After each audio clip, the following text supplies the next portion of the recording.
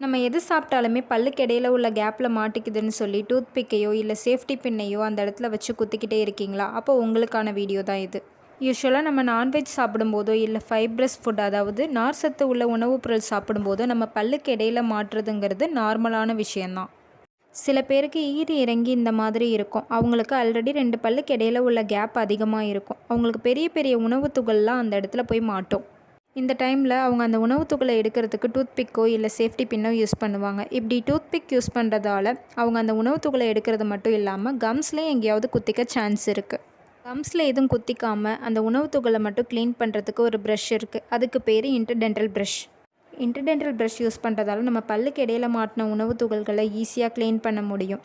அதே டைம் கம்ஸ்லேயும் இது எந்தவித டேமேஜும் பண்ணாது.